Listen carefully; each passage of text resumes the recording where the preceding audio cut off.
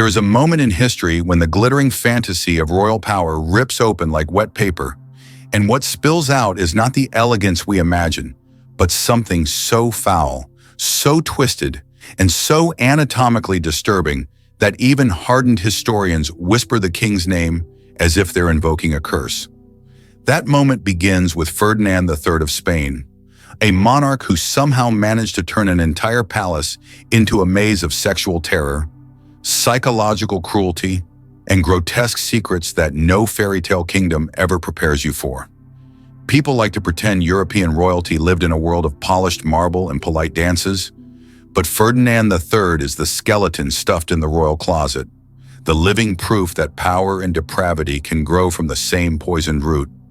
His story isn't just the downfall of a king, it is the collapse of an entire myth built around noble blood, divine right, and the illusion that crowns naturally rest on honorable heads.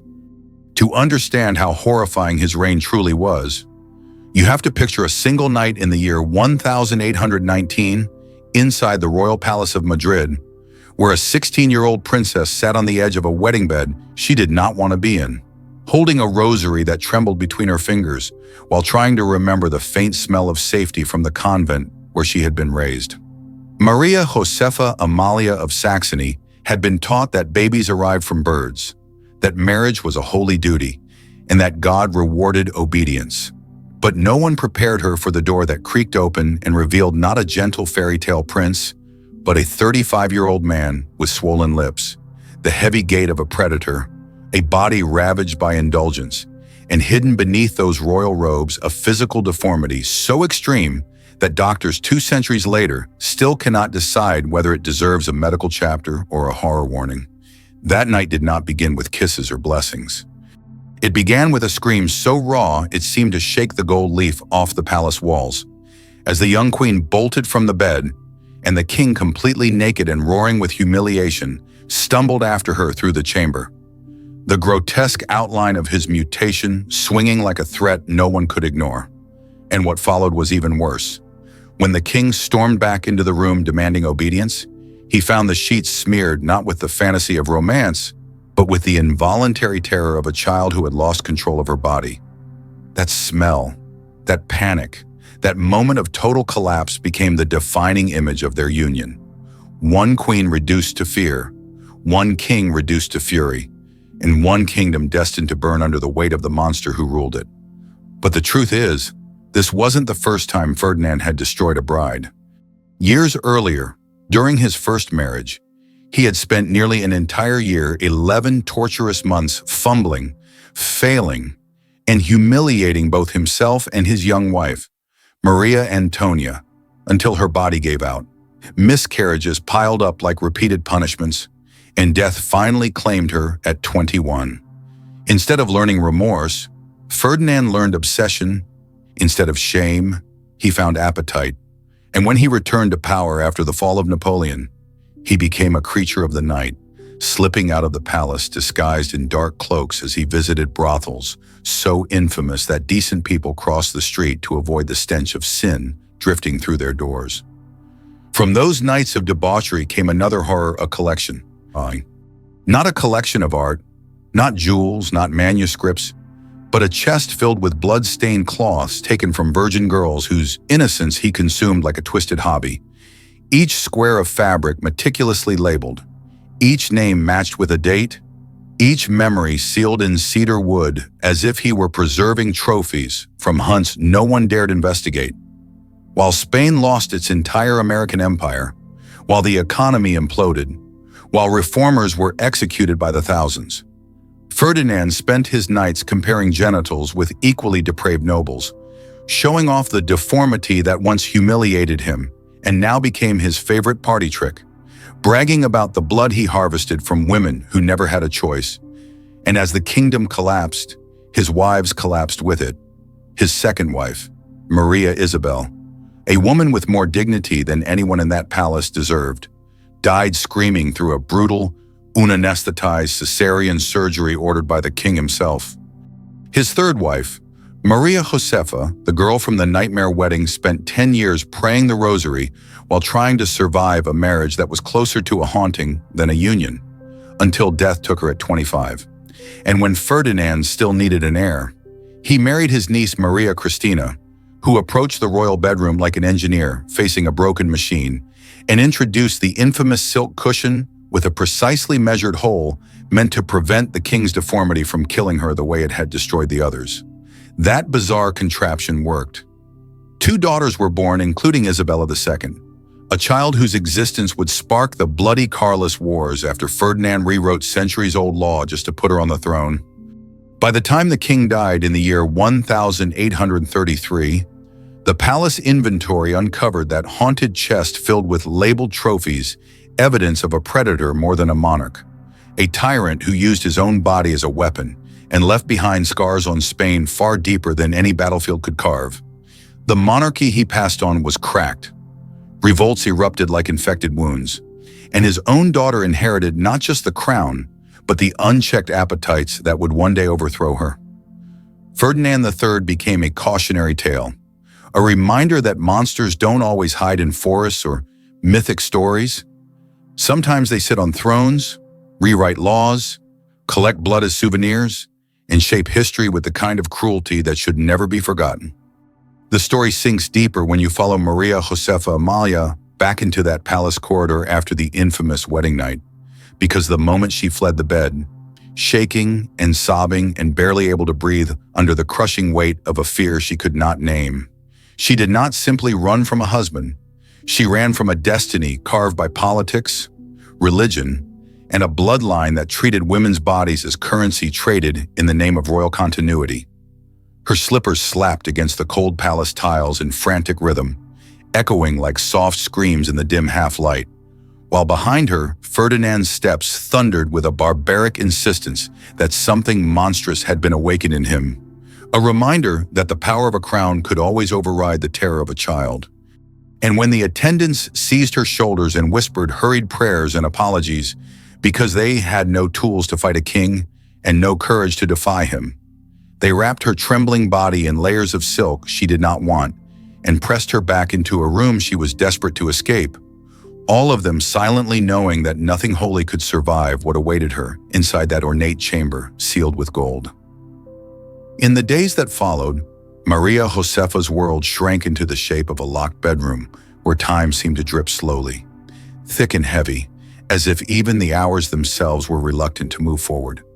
Each dawn brought with it a suffocating dread when she heard the guards outside shift positions because their footsteps were the first sign that Ferdinand was awake somewhere in the palace, moving through the halls like a storm the walls had grown accustomed to absorbing. She learned quickly that there were only 2 kinds of silence in that place: the trembling silence of her attendants who folded rosaries between their fingers and prayed she would be spared for one more day, and the darker silence that settled whenever the king approached her door, the kind of silence that even candle flames seemed afraid to disturb, as if the air itself recoiled from him. She found herself living inside the rhythm of prayer, tracing the same beads again and again, clinging to the belief that repetition could build a barrier stronger than flesh. But faith does not function as armor when the threat is a man who sees your fear as a weakness to exploit. As Ferdinand drifted between brothels and bedrooms, Maria Josefa drifted deeper into a mental fog so dense that even her memories of childhood began to feel like distant stories told by someone else. She would sometimes sit by the thin window where moonlight spilled gently across the floor and imagine herself back in the convent gardens, listening to the soft rustling of leaves and the faint laughter of other girls who never suffered the burden of being born into a world where innocence was treated as both a virtue and a weapon. The palace servants noticed that she started speaking less and less, her voice shrinking into whispers, as though she feared any sound she made could summon the king without warning. And every night she lay stiff as a statue on the edge of her vast bed, gripping her rosary so tightly that marks formed on her palms, each bead carving a reminder that she was still alive even when she felt her spirit slipping away thread by fragile thread. The nights were the cruelest hours of all, because the palace turned eerily quiet, and the silence swallowed every comforting distraction. Even distant footsteps sounded amplified, warped by the long corridors and endless stone archways, And Maria Josefa developed a sickening ability to distinguish Ferdinand's gait from every other sound in the palace. His steps carried a slow, uneven cadence that made the floor seem to groan beneath him. And whenever she heard that weight approaching, the darkness pressed harder against her ribs. Sometimes he came into her chamber reeking of cheap wine and brothel musk, carrying with him the stale breath of Madrid's underworld, and he would sit at the foot of her bed while she prayed with trembling lips, refusing to open her eyes because she believed that if she never saw him, perhaps she could pretend he wasn't real. But he was real, painfully so, and his shadow stretched across her like a curse she could not outrun. There were nights when he would speak to her in a low, almost coaxing tone, attempting to disguise his demands with a feigned tenderness that fooled no one. She remembered one evening when he placed a hand on her ankle and said she was lucky to have a king's affection, that any girl in Spain would envy her, though he said it with the tone of a man reassuring himself rather than comforting her. And she lay there frozen, not from obedience but from terror so complete it numbed her limbs, and continued whispering prayers even when her voice cracked with exhaustion. Ferdinand, who considered himself the embodiment of masculine power, felt mocked by her rejection, as though her fear was a personal insult to his authority, and the humiliation stoked something vicious within him. He did not understand resistance unless it came from nobles on battlefields, and the idea that a teenage girl could defy him with nothing but a whispered refusal drove him toward new depths of cruelty. Weeks turned into months, and Maria Josefa's body grew thinner, her cheeks hollow, her eyes ringed with the kind of shadows that come from sleeplessness sharpened by dread. The palace physicians were summoned to examine her, but they offered vague explanations about stress, nerves, spiritual distress, anything that avoided naming the monstrous truth. They prescribed soft diets, quiet rooms, herbal concoctions. But none of them could cure the sickness that came from being trapped with a husband whose very presence felt like a punishment from the heavens. Even her attendants, who were forbidden from speaking openly, exchanged glances that carried entire conversations, glances that asked how long she could endure, glances that pleaded silently for some divine intervention that never arrived. Ferdinand, meanwhile, treated her fragility as an inconvenience. He had discovered pleasure elsewhere, in the chaos of Madrid's brothel district, where the filth of the streets mirrored the filth of his desires, and he only returned to his wife when duty demanded it, or when rumors began to circulate that the king could not control his own bride. The pressure of public perception made him crueler, more determined to conquer her resistance, as though her terror was a challenge he needed to break. And every time he entered her chamber, Maria Josefa felt that the walls themselves tightened, squeezing the air from her lungs until she felt weightless and numb, a ghost haunting her own life. Her world became a series of trembling rituals. She began praying for the dawn instead of praying for salvation, because daylight at least diluted the shadows that tormented her. She began memorizing the sound of her attendants' voices, because human sympathy was the only warmth that remained. And somewhere deep inside, she began to believe that perhaps she had been born for suffering, that her fear was not a curse, but a role she had been assigned by forces she could not comprehend. When whispers of her condition reached the higher clergy, the situation transformed from a private marital nightmare into a matter for the church. And somehow, the idea that her suffering now belonged to an institution made it feel heavier, as though even her prayers had been confiscated and repackaged as royal concern. Yet behind all the prayers and rituals, behind all the locked doors and rehearsed silences, the truth remained unchanged. She was alone with a man who saw her body as a stage for his insecurities and a battlefield for his power. And each night, when she lay her head against the pillow and felt her rosary beads press into her palm, she wondered if she would ever be free again, or if freedom was a concept meant only for those lucky enough not to be born into a world where kings could twist fate with a single command. There comes a point in every trapped life when fear stops being a sudden burst of panic and instead becomes a slow-moving fog, a presence that clings to the lungs and settles behind the eyes. And that was the state Maria Josefa drifted into as the months stretched inside the palace, and every heartbeat felt like an unwanted reminder that her body still belonged to the man who haunted her doorways. She began waking in the middle of the night without knowing why. Her breath sharp and thin, as if someone had just held a hand over her mouth, and she would sit up in the dark trying to steady her pulse while her fingers instinctively searched for the rosary beads scattered across her blanket. She did not dare blow out the candle before sleep anymore, letting it burn to the stub because the small, flickering flame felt like the only witness to her existence. The only thing keeping the room from collapsing entirely into the thick velvet blackness that seemed eager to swallow her whole. She found herself studying the patterns on the embroidered canopy above her bed, tracing every curve and swirl with her eyes until the shapes blurred together. And she would imagine that, if she stared long enough, she might slip into a trance deep enough to forget the palace, the king, and the life she had been forced into. Her attendants would sometimes discover her mid-morning, still sitting upright against the headboard, hands limp in her lap, eyes unfocused as though she had drifted into a place far beyond consciousness.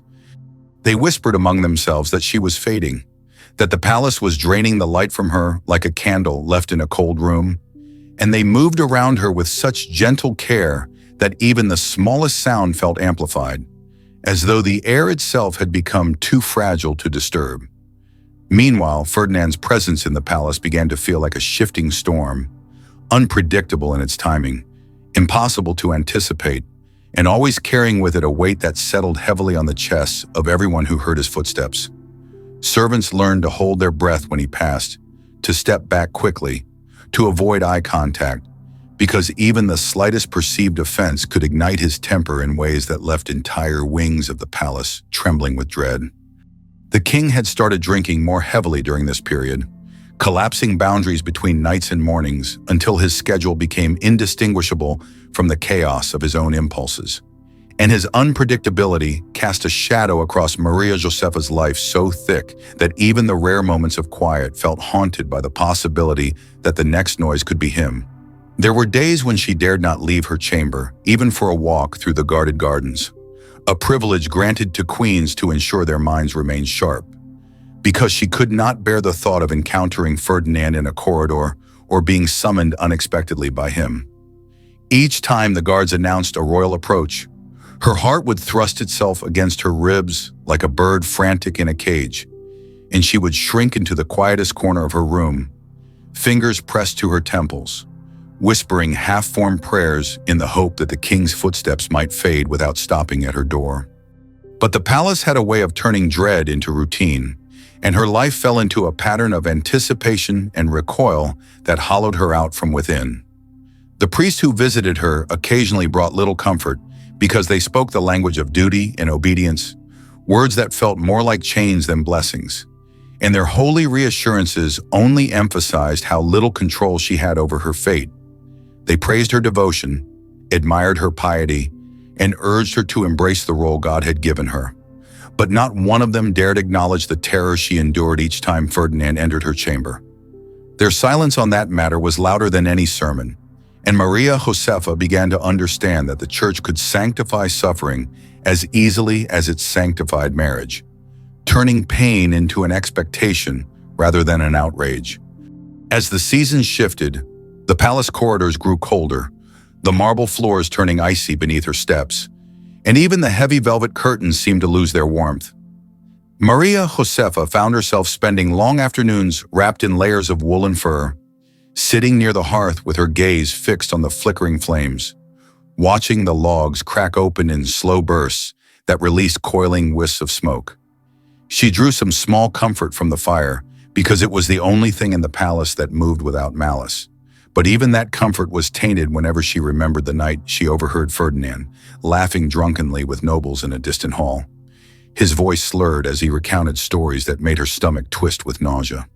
She did not need to hear every word to know the stories were about the women he used, the conquests he boasted about, the trophies he collected as easily as other men collected art. And she felt the heat of the fire mix with the cold in her blood until she could no longer separate the two. There came a night one that would mark Maria Josefa for the rest of her short life when Ferdinand entered her room without knocking.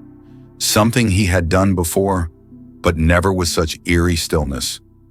He stood at the edge of the bed, breathing heavily, his silhouette framed by the dim glow of the hallway torch behind him. And for a moment she thought he might be too drunk to speak.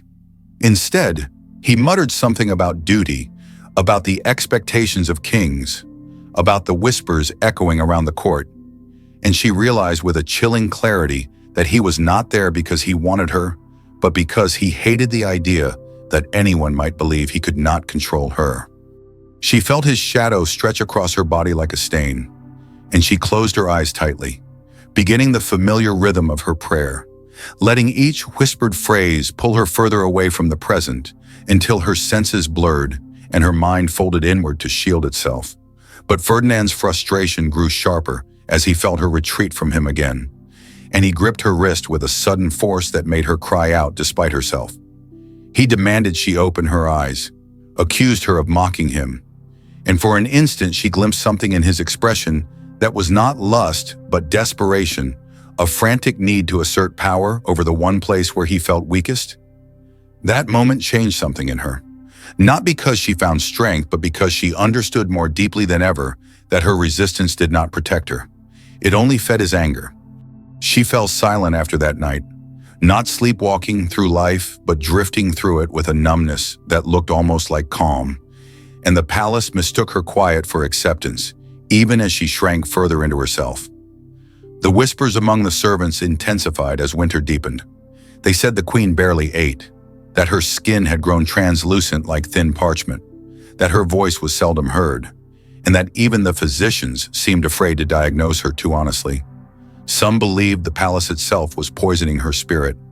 Others blamed the king's monstrous nature, and a few dared to wonder whether her soul was slowly slipping away in self-defense, retreating into some hidden place no cruelty could touch. The attendants moved more gently around her now, setting trays softly, closing doors with care, adjusting her blankets as though she were as fragile as the porcelain figurines displayed in the royal cabinets.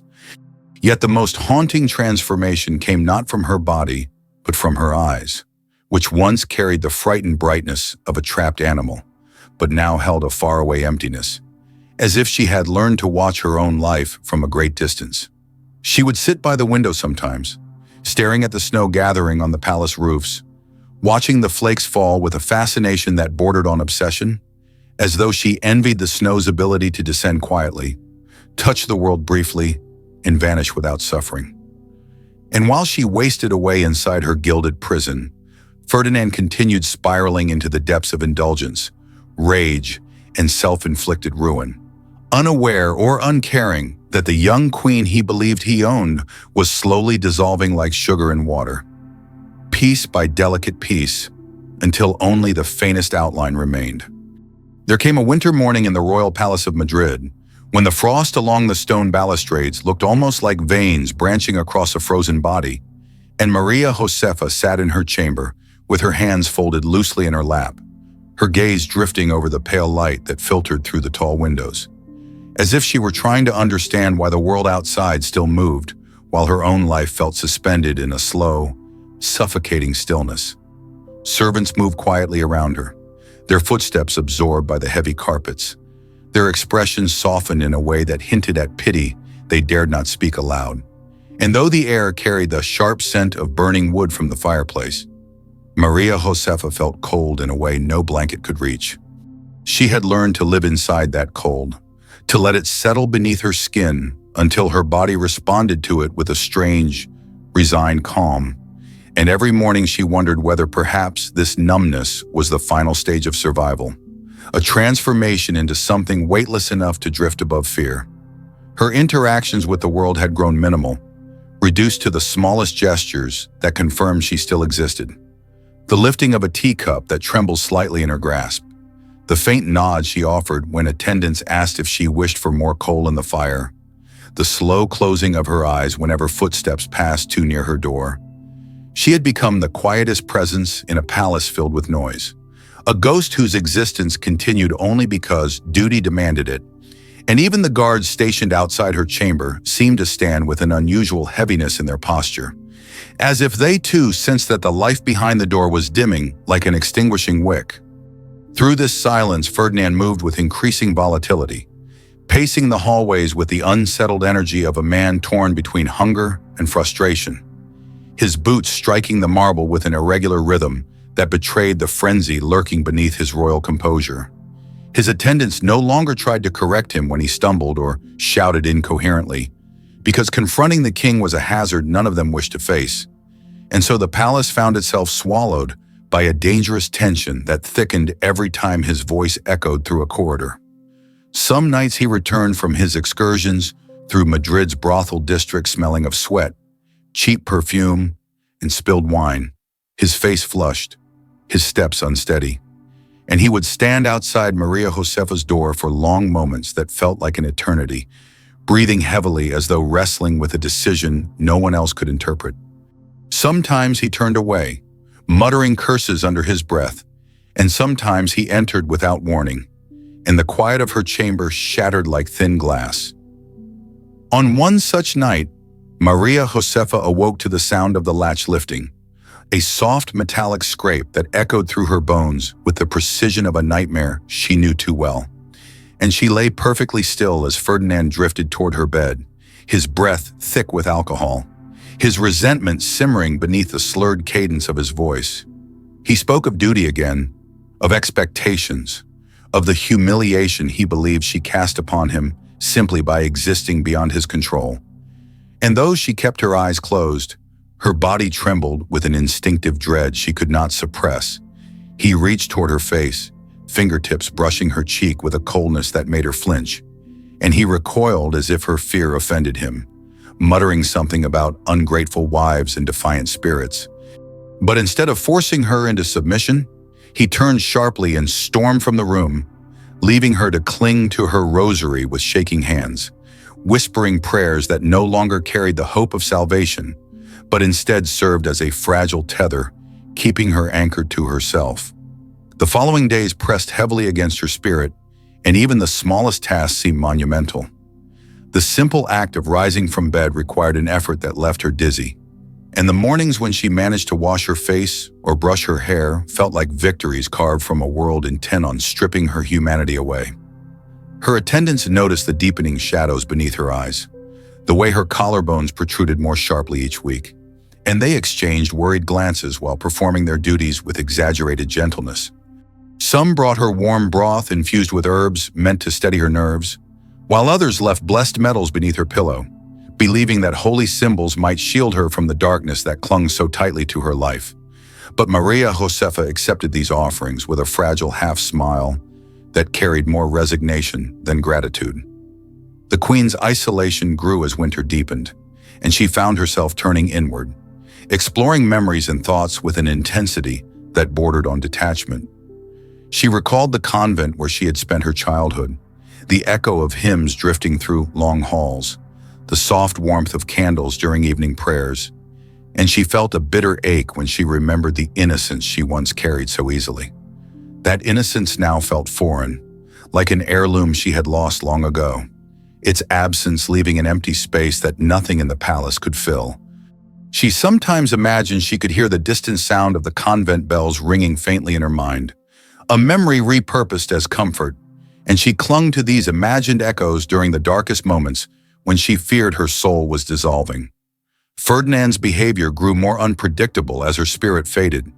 His nightly forays became longer, his temper sharper, his need to assert control more desperate, and rumors circulated among the servants that the king resented Maria Josefa's fragility because it undermined his sense of dominion. He despised anything he could not command with ease, and the mere fact that her body wilted under his presence made him feel mocked, as though her frailty was a personal insult. This fury drove him deeper into the underbelly of Madrid, where he sought validation in places where fear was currency and power was enacted through violation. The palace waited for him each night with anxious breath, unsure whether he would return in a drunken stupor or a towering rage. And Maria Josefa learned to listen to the rhythm of the guards' shifting stances to know whether she had a night of uneasy sleep or a night of whispered prayer ahead. The queen began losing track of time, and some days she could not remember whether a memory had happened yesterday or weeks before.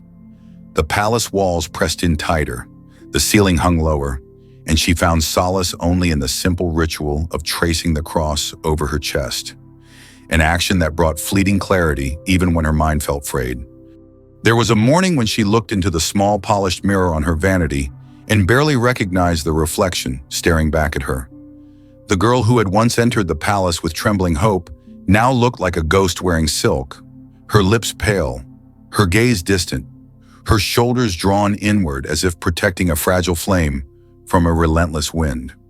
Visitors from foreign courts occasionally asked about the young queen's health, and official statements always repeated the same delicate phrasing about nerves and delicate constitution. But those same visitors often left the palace with a lingering unease, sensing that the silence surrounding her condition was more unsettling than any sickness could be. Even the clergy grew more cautious in their language, offering blessings without probing questions, avoiding any implication that her suffering required intervention. The palace had become a place where truth dissolved beneath the weight of appearances, and Maria Josefa's life was swallowed by the very institution meant to honor and protect her. One evening, during a rare moment of composure, she asked her closest attendant whether God punished souls who wished for release, and the question struck the woman so profoundly that she nearly dropped the bowl of warm broth she was holding. The attendant, her eyes shimmering with unshed tears, assured the queen that God understood the pains borne by the innocent and that longing for peace was not a sin. But Maria Josefa only nodded faintly, her gaze falling to her hands, which rested lightly atop the blanket like delicate echoes of who she once had been. She whispered something about the nature of suffering, about how pain could carve tunnels through the spirit that no one could see, and the attendant, unable to respond, simply laid a gentle hand on the queen's shoulder, offering the only comfort she could. As the nights grew longer and the cold seeped deeper into the palace foundations, Maria Josefa reached a point where she no longer feared Ferdinand's footsteps. It was not bravery, but exhaustion, a surrender not of will, but of capacity. Fear itself had become too heavy to carry, and the body sometimes chooses numbness when terror becomes unbearable. She heard the king's movements now with a detached sort of awareness, as though his presence belonged to another world that brushed against hers but no longer penetrated it. She prayed less frequently, not because her faith had diminished, but because her prayers had transformed into silent thoughts that drifted through her mind without form or ritual. And in this strange, quiet state, her spirit hovered between endurance and collapse, her life unfolding in slow, muted waves while the palace around her continued its cycles of indulgence, cruelty, and pretense. She existed in a space where suffering became a companion rather than an enemy, a constant presence that shaped her days and nights until she could no longer remember what it felt like to breathe freely. There came a late winter afternoon when the sun hung low over Madrid like a dying ember, its pale light filtering through the palace windows with such weakness that the long corridors seemed carved from shadow rather than stone. And Maria Josefa found herself wandering through her chamber with a drifting, aimless calm as though she had forgotten how to inhabit her own body in any deliberate way.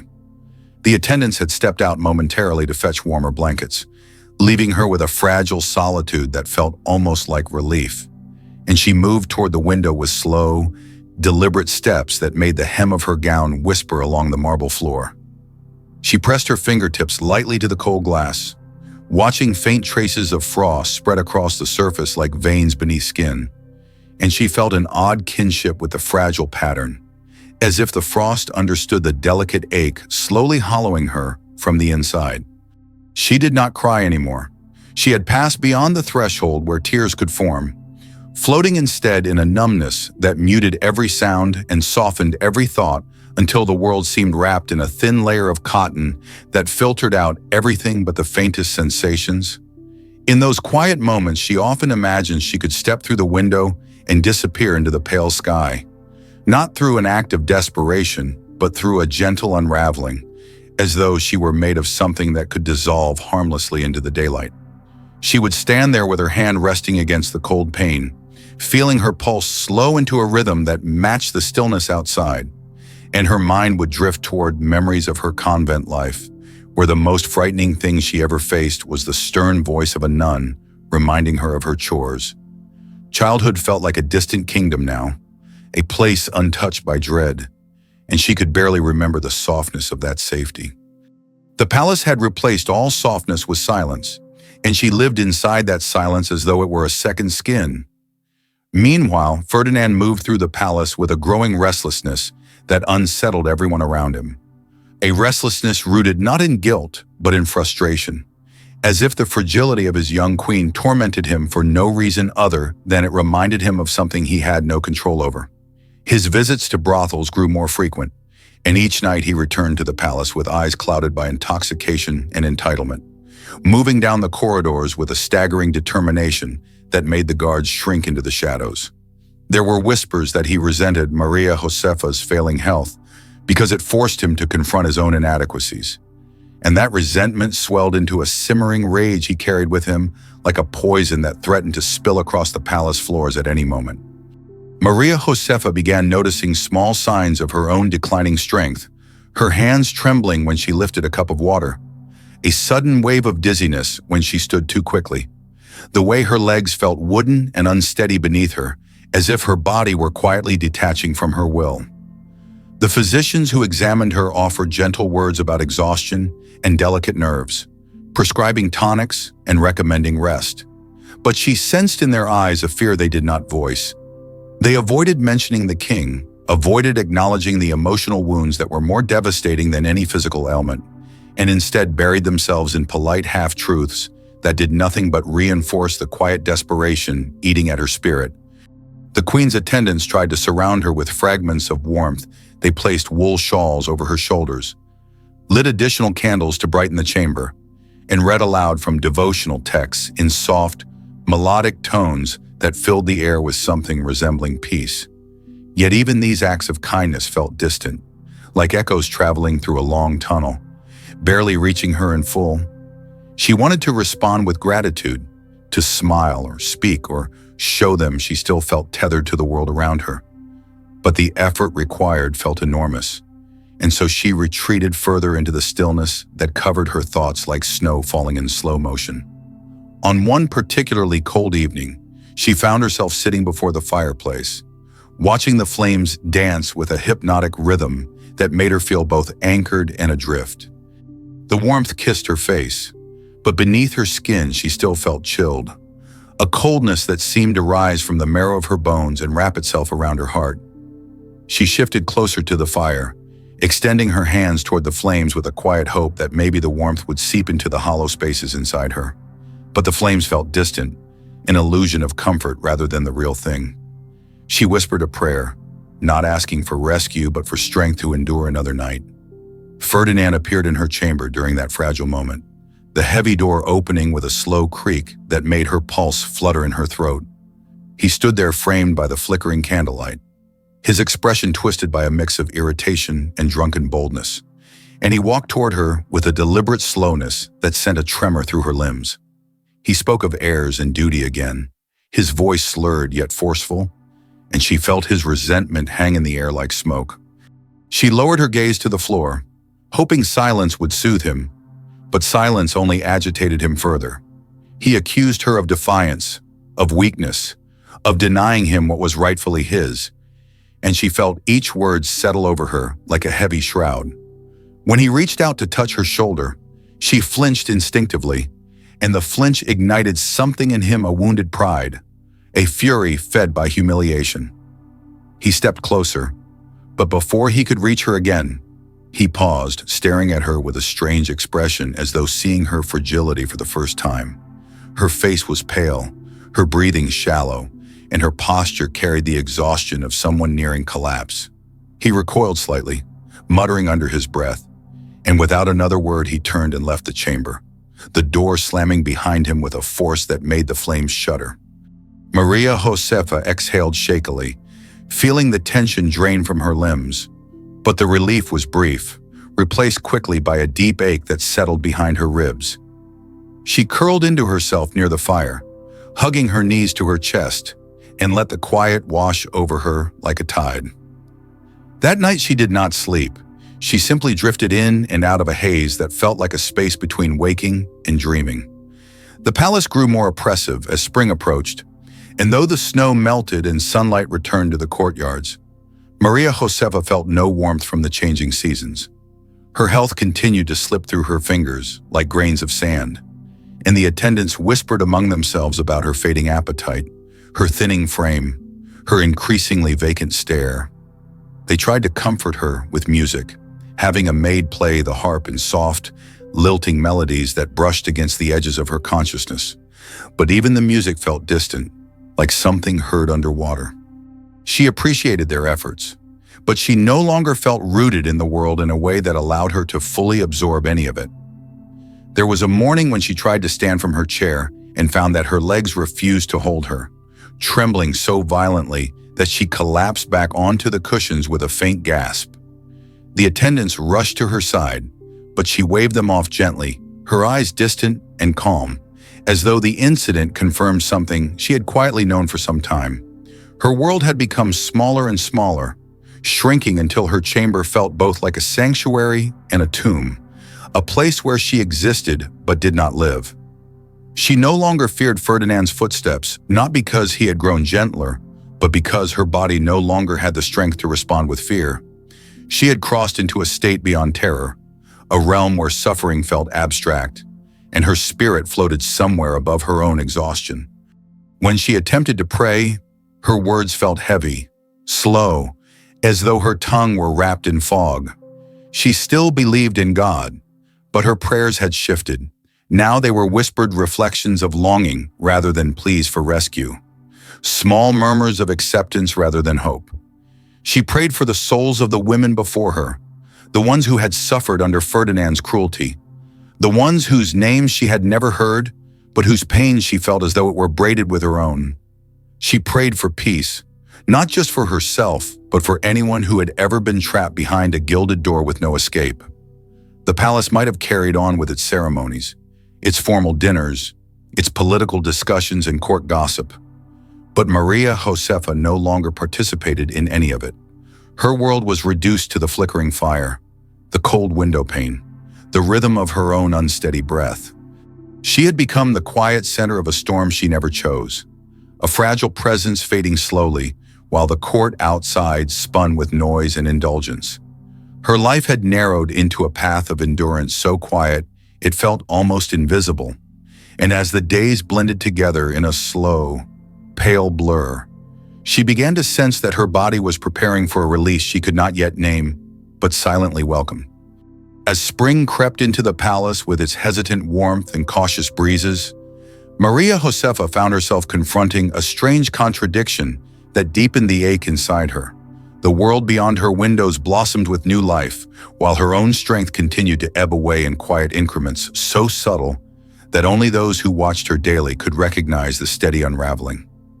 The trees in the courtyards unfurled pale green leaves that shimmered in the light. Birds nested in the eaves of the palace roofs with cheerful defiance, and faint laughter floated occasionally from the servants' quarters when they believed themselves unseen. Yet none of this renewal penetrated the walls of her chamber, where time seemed frozen in a delicate and perpetual twilight. She sat near the window most days, letting the sunlight wash over her face even though it brought her little comfort, and she observed the world outside with the detached fascination of someone watching a scene from a life she no longer felt connected to, a spectator rather than a participant, as if her body existed in one realm and her spirit drifted somewhere far beyond reach. Her attendants noticed that she had begun speaking in softer tones, each word emerging with a thoughtful slowness, as though language required a deliberate effort she could no longer summon easily. She would ask questions not out of curiosity, but out of a faint desire to maintain some tether to the present, inquiring about the weather, the blooming of the palace gardens, or the activities of distant courtiers she no longer saw. Yet even these attempts at engagement carried an air of quiet resignation. Her breath had grown shallow, her movements measured, her posture folded into itself in a way that made her seem smaller, almost as though her body were preparing to retreat into the quietest corner of existence. Her smile, when it appeared at all, was faint and brief, flickering across her lips like a candle flame caught in a gust of wind. Meanwhile, Ferdinand continued spiraling inward, consumed by desires and obsessions that drained more than his conscience. They stripped from him whatever humanity might have once existed beneath his crown. His rage simmered beneath the surface of every conversation. His paranoia sharpened with each passing day, and his nights filled with drunken indulgence grew longer and more unpredictable. His obsession with control of his court, control of his subjects, control of his wives became a festering wound that only widened each time someone whispered about the queen's failing condition. He began prowling the palace corridors with increasing intensity, returning from brothels with a predatory energy that left servants trembling. And the palace itself seemed to respond to his presence by absorbing his anger into its walls, which groaned under the weight of his footsteps. Maria Josefa sensed his growing agitation even before he entered her chamber, because the air changed when he approached, becoming heavier and more stagnant, as if anticipating his arrival. There were nights when she lay awake listening to the faint echo of his boots scraping against the marble floors, each step carrying a tension that made her pulse flutter with dread. Though she no longer had the strength to flinch, she did not fear him in the way she once did. Fear requires energy, and her body no longer possessed enough vitality to sustain that kind of response. Instead, she felt an eerie calm, a subdued acceptance that washed over her whenever she sensed his nearness. An acceptance born not from surrender, but from exhaustion so complete that even terror felt like a distant memory. On one such night, he barged into her chamber without warning, the door slamming against the wall with such force that the candle flames trembled. She sat upright in her bed, startled not by the noise but by the abruptness, watching him move through the shadows with the unsteady gait of a man whose fury had blurred into desperation. He questioned her with a voice thickened by wine, demanding to know why she continued to wither, accusing her of weakness, of failing her duties, of embarrassing him in the eyes of the court. She listened in silence, her face pale and expression distant, and when she finally spoke, her voice was soft, almost weightless, carrying only the faintest hint of emotion as she explained she could not control the way her body betrayed her. Her calmness seemed to disarm him momentarily, and though his anger crackled beneath the surface, he found himself unable to unleash the full force of it upon someone who looked so fragile, so ghost-like, so near the edge of vanishing. He left her room that night with a muttered curse, but there was a tremor in his voice that suggested he felt the first flicker of something unfamiliar fear, not for her, but for what her decline revealed about his own inability to command the world as he believed he should. The realization unsettled him deeply, and his anger only grew sharper in the days that followed. Servants scurried to avoid his temper, and even the nobles kept their distance, whispering behind closed doors about the king's instability and the queen's worsening frailty, as though every movement in the palace floated atop a layer of unspoken dread. Maria Josefa began withdrawing deeper into the quiet sanctuary of her own thoughts. She spent long hours staring into the glowing embers of the hearth, watching the coals shift from bright orange to smoldering red before dissolving into ashen gray, and she found strange comfort in the slow rhythm of their transformation. She imagined her own spirit behaving the same way, glowing when touched by warmth, dimming when left in the cold, eventually surrendering to the softness of ash. She whispered prayers during these moments, but they were no longer pleas for rescue. Instead, they resembled gentle offerings, acknowledgments of her place in the world, pleas for peace for those who would remain after her, and hopes that her suffering might not echo endlessly into the lives of others. Her body weakened further as spring deepened, and simple movements such as rising from bed or walking across the room left her dizzy and trembling. Her attendants assisted her with increasing frequency, their hands gentle yet anxious, their expressions tight with worry.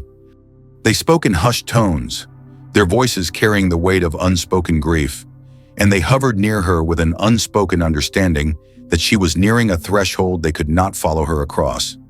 They sometimes read to her, their voices soft and lulling, choosing passages from scripture or gentle poetry. And though she listened with a calm expression, her gaze often drifted toward the window as if she were searching for something only she could see, something beyond the palace, beyond her pain, beyond the life that had trapped her so completely. One morning she asked to sit outside in the palace gardens, her voice barely audible but resolute. The attendants hesitated, knowing the chill might worsen her condition, but they honored her request. They wrapped her in layers of wool and escorted her through the palace halls at a slow, careful pace, her steps small and unsteady, yet determined.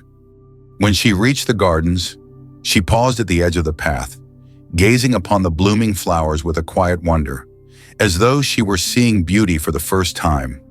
She walked slowly among the flowers, letting her fingertips brush lightly against the petals, savoring the softness of each touch. The attendants kept close, ready to catch her if she faltered, but she continued moving with a serene grace, breathing in the fragrant air and closing her eyes briefly in a moment of genuine peace. But the peace did not last. Ferdinand learned of her excursion and confronted her that evening, his voice sharp and accusing as he demanded to know why she left her chamber without royal permission. His anger spilled over in a torrent of reprimands, and though she listened without protest, something inside her shifted. She realized she no longer had the strength to carry both her suffering and his resentment, and so she retreated once again behind the shield of silence, offering no explanation or apology. Her refusal to defend herself infuriated him further, but she remained calm, her expression serene even as he shouted, her hands folded gently in her lap like a woman listening to a storm that she knew could no longer touch her. And in that moment, Ferdinand saw it, an absence in her eyes that unsettled him more than any defiance could have. She was slipping away, and he could not stop it. The palace could not stop it. Even her own body seemed to recognize that its time was drawing to a close, and rather than fight, it surrendered with a quiet dignity that stood in stark contrast to the chaos surrounding her. The truth settled over the king like a cold shadow. She was drifting out of his reach, and nothing he commanded could pull her back. As night fell over Madrid, Maria Josefa returned to her chamber and lay beneath her blankets, listening to the soft crackle of the fireplace and the distant murmur of guards outside her door. She felt an unusual stillness in her body, a softness that seemed to radiate from her heart outward, and she closed her eyes with the faintest smile. For the first time in a long while, she felt something close to peace. Not because her suffering had ended, but because she sensed she was nearing a place where it no longer mattered, a place where she could finally rest. The night after her quiet walk through the gardens descended over the palace with a depth of darkness so heavy it seemed to spill into every corner, and Maria Josefa felt it press against her chamber like a tide rising slowly and inevitably, seeping into her thoughts and filling the space between her breaths with a solemn stillness. She lay upon her bed with the blankets drawn close, the faint glow of the hearth painting soft pulses of amber across the walls. And for a long while she listened to the muted crackling of the logs as though the fire itself were whispering something only she could hear. Her mind wandered gently, drifting between memories of a life that had never truly belonged to her and quiet reflections on the strange calm settling inside her chest. A calm that felt neither comforting nor frightening, but instead like the final hush before dawn breaks upon a weary landscape. She knew her strength was nearly gone, not because of any single blow, but because countless small fractures in her spirit had accumulated until her body could no longer carry their weight. And as she lay there, she realized she no longer feared the moment when her breath would slip from her as softly as a candle flame surrendering to a breeze. In another part of the palace, Ferdinand paced his private chamber with the frantic agitation of a man battling shadows invisible to everyone but himself, his heavy footsteps scraping against the floor as he muttered incoherently about obligation, legacy, and the failure of the heavens to bless him with the certainty he believed he deserved. The dim candlelight caught the angles of his face in harsh relief, highlighting the bitterness etched into his features, and as he reached for a decanter of wine with shaking hands, the glass clattered against the table, spilling dark liquid across the polished wood like blood pulling in a still room. He swallowed mouthful after mouthful, chasing something he could not name, whether solace or forgetfulness, but neither came, and he found himself sinking deeper into the swamp of his own frustration. He resented the queen for fading, as though her decline were a personal betrayal, an act of rebellion against the role she had been forced into, and that resentment simmered alongside his insecurity until the two became indistinguishable, feeding one another like flames licking the edges of a flammable cloth. The tension between them had evolved into something unspoken, yet palpable. A quiet war waged through silence and exhaustion, and while Maria Josefa no longer possessed the strength to fear him, Ferdinand felt her fading presence like a shadow slipping from his grasp. In his eyes, her decline confirmed his deepest dread that even within the confines of his own marriage, he could not enforce the dominion he demanded, and this realization gnawed at him with a bitterness that made him lash out at servants, advisors, and even inanimate objects that dared to obstruct his path. The palace had grown accustomed to his volatility, but now it took on a sharper edge, as though the walls themselves recoiled with each thunderous step he took. Servants avoided him, their heads bowed, their shoulders tense, careful not to attract his attention, and the nobles began whispering of his instability with hushed urgency in hidden corners, sensing that the fragile balance of the court hinged on a man who had lost his tether to reason. Back in her chamber, Maria Josefa drifted between wakefulness and a strange ethereal haze that softened the edges of the world, making the shadows blur into gentle gradients and the glow of fire seemed to breathe like a living thing. She felt oddly weightless, her limbs moving with the delicacy of someone maneuvering through water, and when she raised her hand to adjust the blanket draped over her chest, she noticed how thin her wrists had become, how translucent her skin appeared beneath the dancing firelight. Yet she felt no sorrow at the sight, only a muted recognition, as though she were observing a body that still belonged to her, but felt more like an artifact that had served its purpose. Each breath she drew came slower, smoother, as though her lungs were releasing their long-held tension, and she found herself whispering small prayers out of habit rather than fear. Prayers shaped by simple gratitude for quiet moments, for the touch of warm fabric against her skin, for the softness of the pillow beneath her cheek. Her attendants checked on her periodically, their faces etched with concern that deepened each time they saw her sinking further into stillness.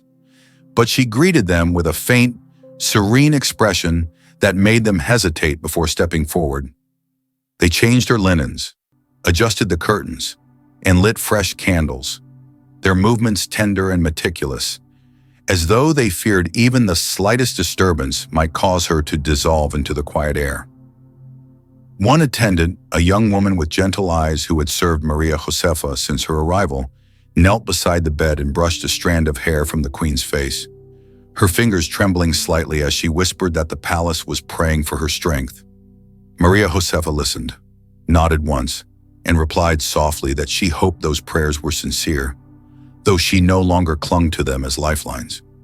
Her voice carried a strange clarity, not sharp but steady, and the attendant felt tears prick her eyes because the queen sounded as though she had already stepped partially beyond the world. Ferdinand, consumed by conflicting impulses, found himself wandering toward her chamber with the kind of aimless determination that emerges when guilt and anger intertwine in ways the mind cannot fully separate. He reached her door, paused with his hand hovering above the latch, and listened to the muffled quiet on the other side. He expected to feel triumph or annoyance, or even satisfaction at her frailty, but instead he felt a subtle weight in his chest that unsettled him deeply. It was not remorse. Remorse was a language he did not speak, but something colder. A realization that if she slipped away completely, he would be forced to confront the consequences of his own cruelty without the familiar distraction of her presence. He gripped the doorknob tightly, yet could not bring himself to turn it, and after several moments he stepped back, shaking his head as though rejecting a thought he refused to acknowledge, then stormed down the corridor with more force than necessary.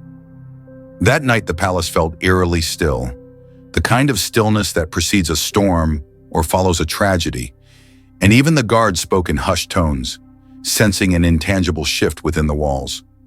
Maria Josefa drifted in and out of shallow sleep, haunted not by nightmares but by memories that unfolded like faded tapestries, her childhood in the convent, the soft murmur of nuns singing evening hymns, the distant scent of lavender from the garden she once played in, the gentle laughter of girls who had never known the weight of a crown. These memories wrapped around her like fragile strands of silk, weaving a cocoon that softened the harshness of the palace and lulled her into a peaceful half-consciousness.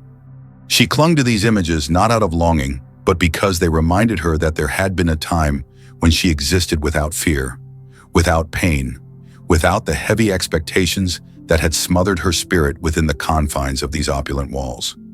As dawn approached, the faintest light seeped through the curtains, casting a pale glow across her face. She opened her eyes slowly, blinking at the gentle shimmer, and felt a small tremor ripple through her body, though she could not determine whether it came from weakness or from the quiet anticipation she could not quite name.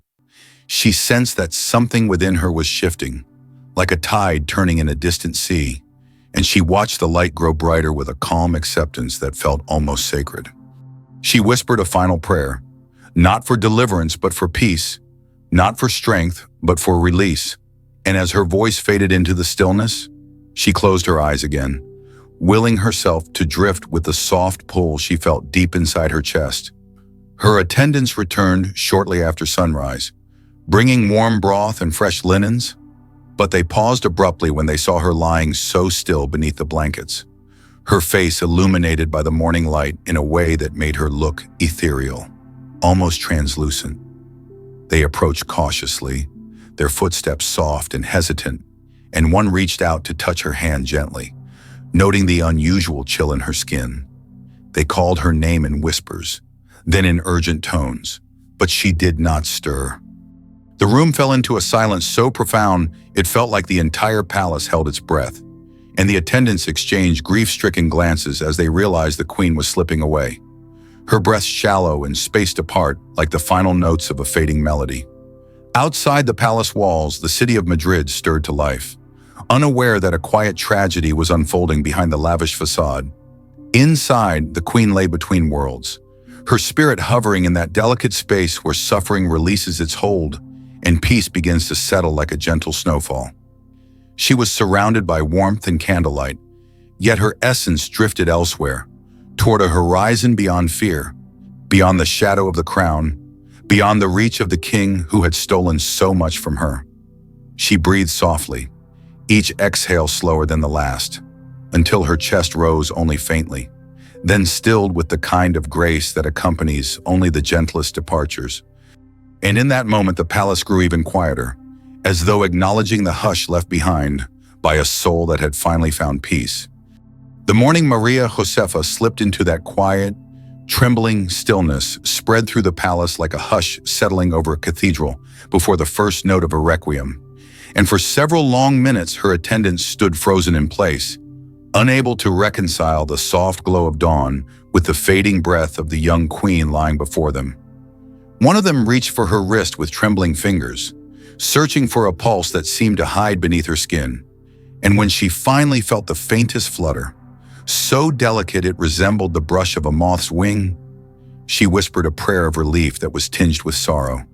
Maria Josefa had not gone yet, but she hovered so close to the threshold that the air in the room felt heavy with the weight of what was coming, a quiet inevitability that wrapped itself around every candle flame and silenced every footstep. The attendants moved quickly then, sending for the physicians, but their faces already reflected the truth they dared not say aloud, that the queen's spirit was dimming, slipping gently through fingers, too afraid to grasp it tightly. As the physicians arrived, their expressions tight with solemnity, they examined her with the methodical care of men who understood that no remedy could coax her back from the edge she now rested upon.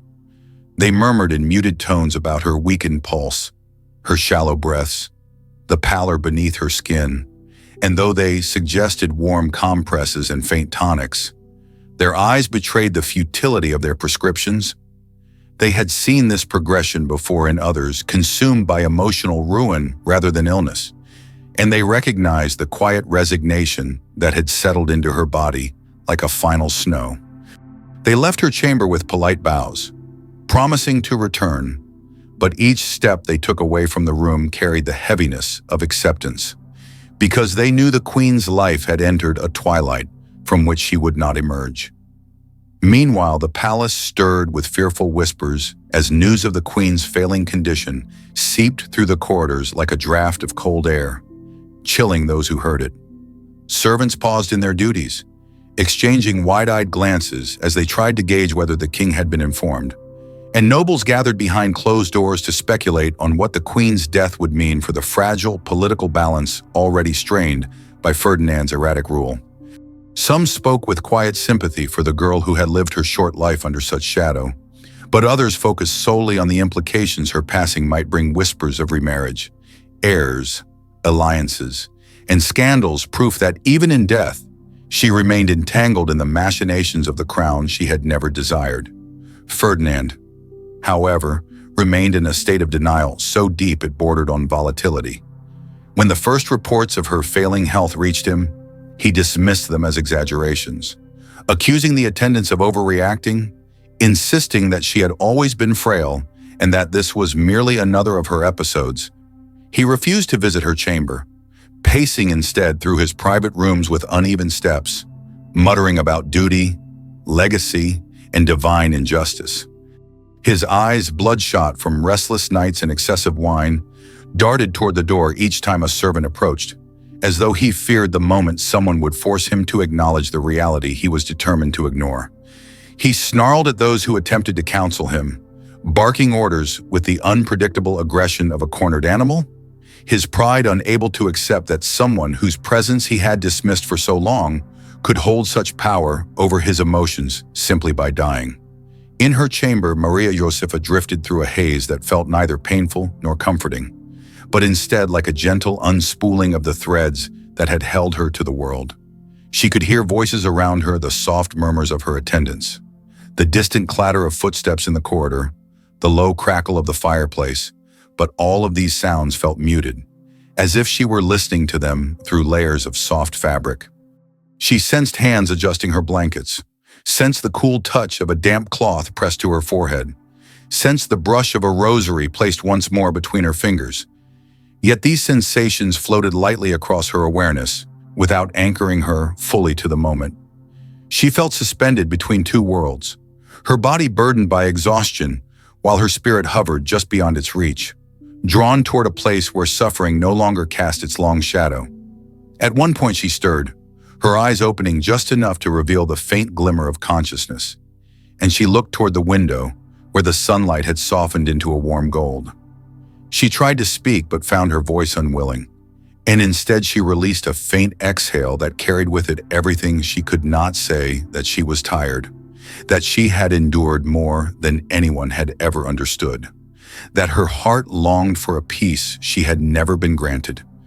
Her attendants leaned close, murmuring reassurances she could barely hear, and she closed her eyes again, allowing herself to sink into the gentle embrace of the quiet surrounding her. Even her breath, which once trembled with fear, now flowed with the soft rhythm of acceptance. The palace chaplain was summoned, arriving with his worn prayer book and solemn expression, and he approached the queen's bedside with careful reverence. He offered blessings, tracing the sign of the cross upon her forehead, his voice low and steady as he recited passages meant to guide souls through the threshold between life and death. Maria Josefa did not respond, but her lips moved faintly, forming words only she and whatever waited for her could hear. The attendants watched with tearful eyes, knowing the prayers were not meant to save her, but to ease her passage, and each syllable the chaplain uttered felt like a soft step along the path she now walked. As hours passed, Ferdinand's resistance began to fracture. The weight of the whispers in the palace, the restrained urgency in the faces of his advisors, the guarded looks of his attendants, all of it chipped away at his denial until the truth forced its way into his thoughts with the relentless persistence of a dripping faucet. He stormed down the corridor toward her chamber, his steps loud and aggressive, as though daring the palace itself to confront him. At her door he paused again, hand trembling slightly, and for a moment he seemed caught between entering and fleeing. The silence on the other side unsettled him. Not because he feared death, but because he feared what her death reflected about himself.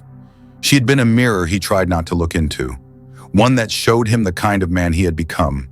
And losing her meant losing the last barrier between him and the truth he despised. When he finally opened the door, the room greeted him with a stillness so fragile it felt like a breath held by the world.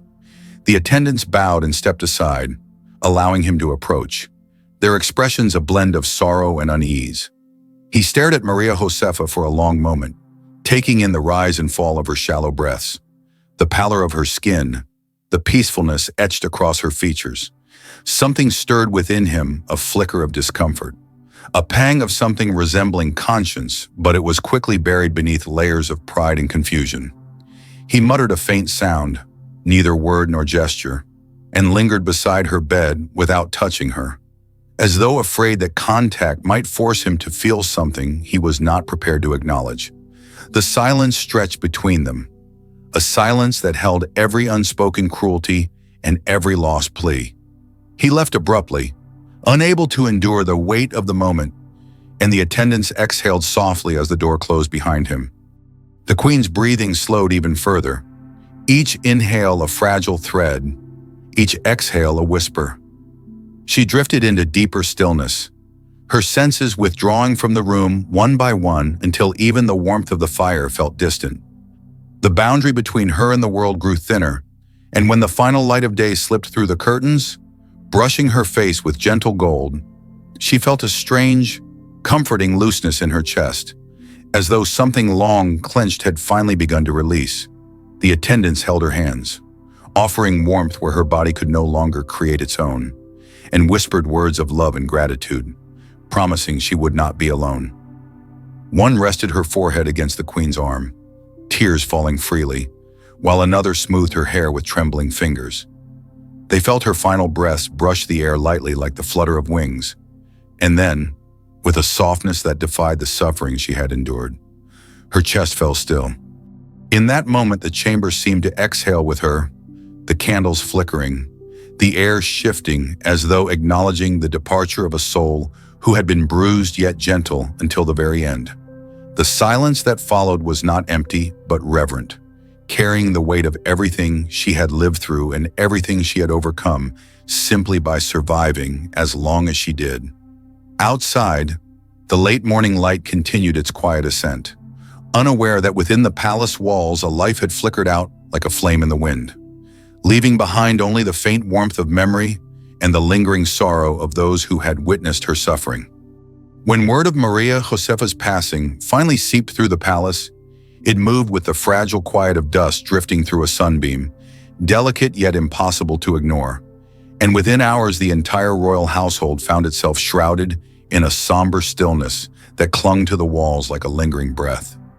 Servants paused mid-task, hands trembling slightly as they attempted to absorb the enormity of what had occurred. And even the most seasoned of them felt a subtle ache beneath their ribs, an ache that came not just from the loss of a queen, but from the loss of a young woman who had lived her final years in such profound isolation that her departure felt like the extinguishing of a light no one had fully appreciated until it was gone. In the corridors, whispers fluttered like faint murmurs of lamentation, the echoes of sorrow carried in every subdued footstep. And though the palace continued to operate out of obligation, every movement within it carried an air of reluctant mourning. In the queen's chamber, her attendants lingered beside her body long after her breaths had ceased, holding her hands as though warmth might return if they only refused to let go. They spoke her name softly, their voices trembling with the effort of saying goodbye, and one of them pressed a kiss to her forehead in a gesture both tender and sorrowful, whispering that she deserved peace far more than the life she had been given. They cleansed and dressed her with reverence, selecting a gown of pale ivory that flowed over her body like a final blessing, and they arranged her hair with gentle strokes, smoothing each strand into place as though preparing her for a peaceful dream rather than a tomb. The candles around her bed flickered in the hushed air, casting warm halos across her still features, and for a moment she looked almost like the frightened girl who had arrived years earlier, innocent, unknowing, untouched by the horrors that awaited her. Outside the chamber, the palace spiraled into uneasy tension as preparations for the solemn rituals began. Courtiers gathered in tight clusters, their faces etched with expressions meant to convey grief, though many of them carried fears buried behind their eyes, fears of how the king would react, fears of what her death meant for the future of the crown, fears of the shifts in power that might ripple through the court like an unseen tide. They spoke carefully, each word weighed before being spoken, mindful that Ferdinand's mood would determine whether the palace remained merely sorrowful or descended into chaos. And beneath their cautious conversations lay an unspoken truth: the queen had been a fragile string holding together a fragile illusion. And now that string had snapped. Ferdinand himself received the news in a silence so abrupt it startled the messenger who delivered it. For a long moment the king simply stared, his expression unreadable, as though the words had been spoken in a language he did not recognize. The reality of her passing settled around him like a suffocating fog, and he found himself pacing mechanically through his chamber, hands clenching and unclenching as he wrestled with emotions he could not name. He told himself there was nothing to mourn, that she had been a weak woman unsuited to the demands of marriage and monarchy, that her death meant only the removal of an obstacle from his path. Yet each time he repeated these justifications, a strange tightness gripped his chest, and he pressed his palm over his heart as though attempting to still a tremor that refused to fade. He tried to distract himself with wine, pouring glass after glass until the liquid sloshed over the rim and stained the tablecloth in dark blotches. But even the numbing burn in his throat failed to silence the restless turmoil twisting through him. Her absence gnawed at him in ways he despised, not because he missed her, but because her death confronted him with a truth he had long avoided, that he was a man capable of destroying everything he touched. He remembered the frail way she had looked at him during his last visit to her chamber, the distant calm in her eyes that unsettled him so deeply, the realization that she had already begun to slip beyond his reach long before her body finally surrendered. And though he refused to voice it, he felt the weight of her final gaze settle upon him like a judgment he could not escape. The palace chaplain came to speak with him, offering prayers and counsel, but Ferdinand dismissed him with a wave of irritation, unable to endure the implication that he should grieve or reflect upon his actions. Instead, he retreated deeper into himself, pacing the room in erratic circles, muttering about legacy and heirs and the injustice of being abandoned by a woman he had never truly seen. His pride twisted the narrative until he convinced himself he was the wrong party, that she had defied her duty by dying, and he slammed his fist against the wall in a burst of rage that sent a crack rippling through the plaster like a visible manifestation of the fracture inside him. While the king wrestled with his denial, the palace continued its preparations for the somber procession. Attendants adorned the hallways with black draperies that trailed in long, heavy folds, and the air grew thick with the mingled scent of incense and polished wood. Courtiers donned mourning attire, their black garments absorbing the dim light, and they rehearsed the formal gestures expected of them, though many of their faces betrayed the guilt of having turned away from Maria Josepha during her suffering. The whispers of regret mingled with fear, creating an atmosphere of tension that seemed to cling to every corner. When the time came to transport her body to the chapel, the attendants lifted her with a reverence that felt almost sacred, their movements synchronized in a silent expression of devotion. As they carried her through the corridors, the palace fell into a hush so complete it felt like the building itself was bowing in mourning.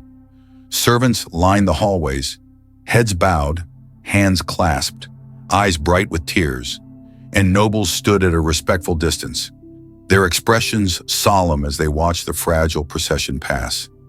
It was the first time in years the palace had moved with such unity, the first moment in which everyone, regardless of rank or motive, acknowledged the quiet tragedy of a life extinguished too soon. Ferdinand did not attend the early rites. Instead, he remained in his private chamber, staring at the cracked wall with a vacant expression, his mind drifting between flashes of anger and strange flickers of discomfort he refused to name. He told himself her death changed nothing, but the palace felt different now, quieter, colder, stripped of the faint innocence she had embodied despite her suffering. Even the servants avoided his gaze, their pitying expressions igniting a fury in him that simmered beneath the surface like molten metal.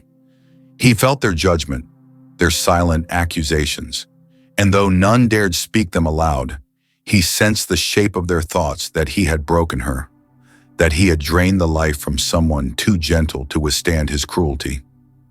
When he finally emerged from his chamber, his steps were heavy and unsteady, and he walked to the chapel with a stiff posture that concealed the trembling in his hands.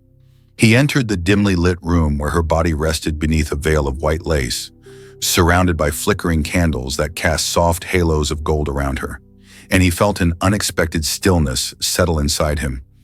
He approached her with hesitant steps, staring down at her serene face, and for a fleeting moment, something inside him cracked the awareness that she had been a child when they married, that she had lived in fear he had created, that she had died in a quiet he had forced upon her. He inhaled sharply, as though the air itself had turned thick, and a faint tremor crossed his lips before he turned away, retreating from the room before anyone could witness the fracture in his expression. Outside the chapel, the palace resumed its rituals, each movement echoing the weight of loss. But in her chamber, the air remained haunted by the faint trace of her presence, the soft imprint on the pillow, the lingering warmth of the candle flames, the quiet that had always surrounded her like a fragile shroud. Her absence became a presence in itself, shaping the palace in ways no one could articulate, a reminder of the suffering hidden behind the grandeur of the crown. And as the day faded into evening, the sun sinking behind the horizon with a subdued glow, the palace seemed to sink with it, its shadows lengthening, its halls filling with the sort of silence that follows a truth too heavy to speak aloud. Maria Josefa had been a whisper in a world of roaring voices, and now that whisper had fallen silent. Yet in that silence, she left behind an echo, one that lingered in the hearts of those who had seen her suffering, one that haunted the man who refused to acknowledge it, one that trembled in the very walls of the palace she had once wandered like a ghost.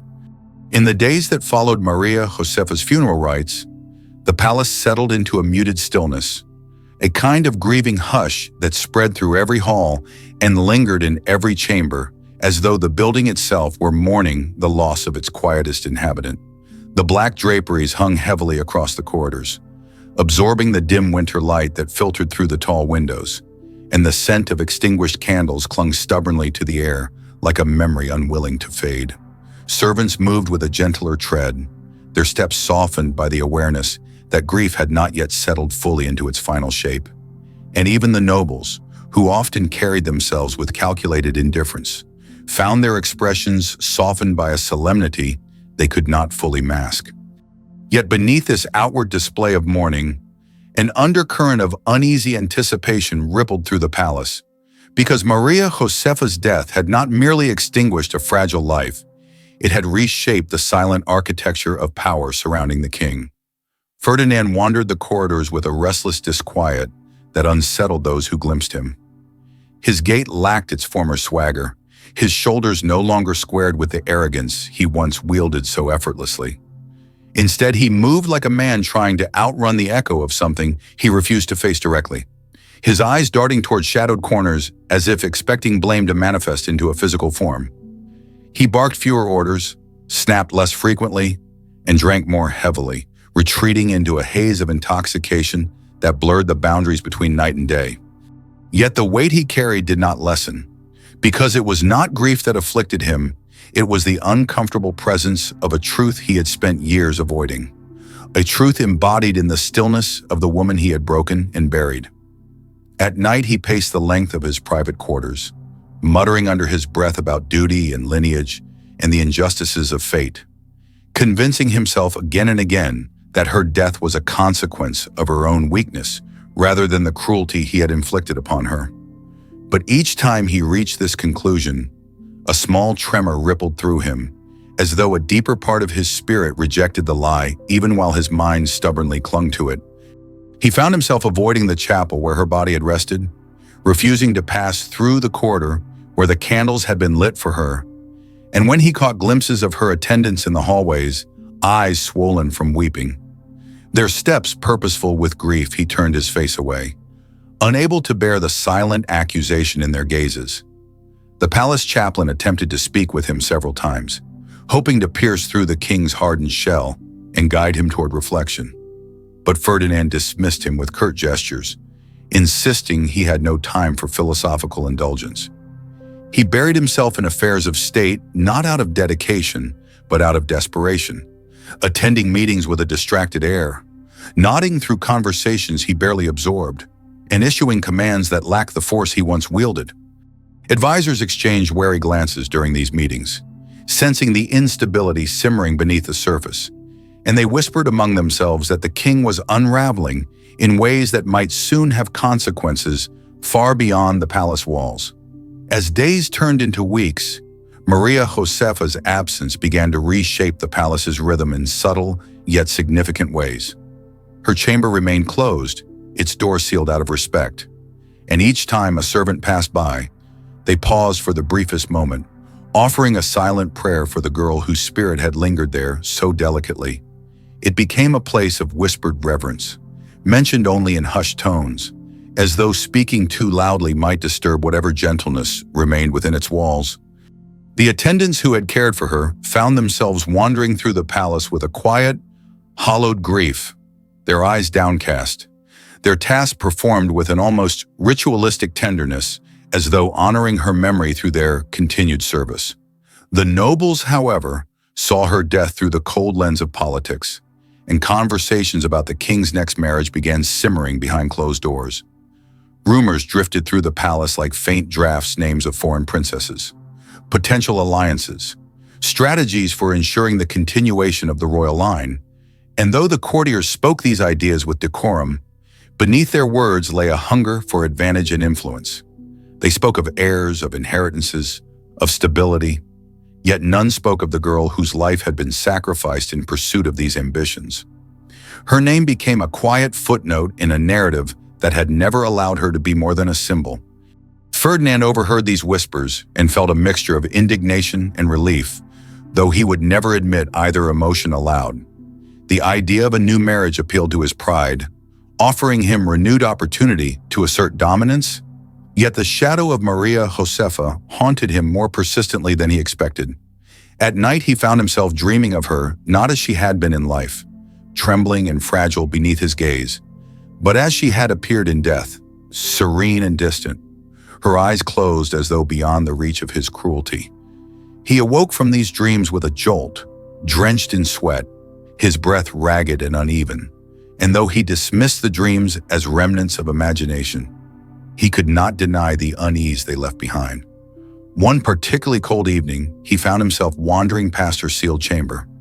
The corridor was dimly lit, the air thick with the scent of extinguished incense, and the closed door loomed before him like a boundary he had no desire to cross.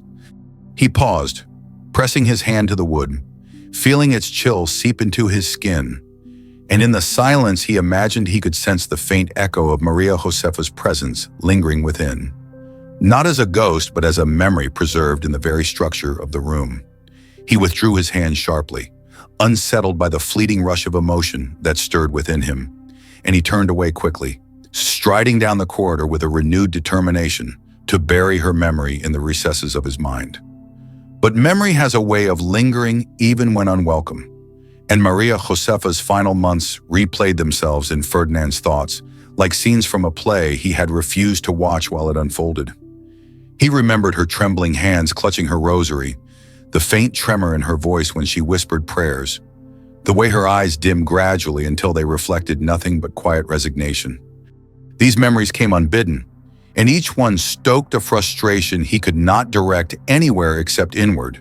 Though he would never acknowledge such vulnerability, he slammed his fists against furniture, shouted at servants for imagined errors, and drowned himself in wine to quell the rising tide of emotions. Yet the memories persisted, stubborn shadows clinging to the edges of his mind. Beyond the personal turmoil, the kingdom itself began to feel the effects of the palace's instability. Diplomats noted the king's erratic demeanor, foreign courts whispered of his volatility, and political factions within Spain grew increasingly restless. Maria Josefa's death had exposed cracks in the monarchy that could no longer be ignored.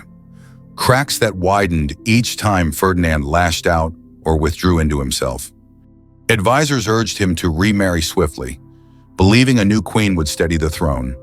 But Ferdinand resisted their pressure, torn between the desire for another chance at producing an heir and the lingering discomfort stirred by the quiet tragedy he had never fully confronted. As winter gave way to spring once more, the palace began to shed its mourning draperies, yet the atmosphere remained weighted with shadows. Servants continued to speak of the queen in hushed tones. Nobles avoided discussing her in the king's presence, and even the chaplain lingered near her sealed chamber, as though praying that her soul had found the peace denied to her in life. Maria Josefa's absence had transformed the palace in ways subtle yet enduring, leaving behind a silence that carried her memory like a soft echo drifting through the halls. Ferdinand, however, could not escape the emptiness she left behind. He tried to fill it with indulgence, with authority, with distractions, but every effort fell flat, swallowed by the hollow space carved into his conscience. He began spending long hours alone, staring into mirrors with an expression twisted by frustration, as though searching for something lost within his own gaze. He sensed that her death had marked him in a way he could not articulate, that she had taken with her the last remnants of innocence ever tied to his reign, and he found himself recoiling from this realization, like a man burned by his own reflection. And so the palace drifted into a strange equilibrium, balanced precariously between mourning and denial, haunted by the quiet memory of a queen who had never raised her voice yet, whose suffering echoed louder than any decree. Her story was not spoken of, yet it lingered, a soft, persistent whisper beneath the daily rituals of the court. A reminder that beneath the weight of crowns and titles lay the fragile lives of those forced to carry burdens they never chose.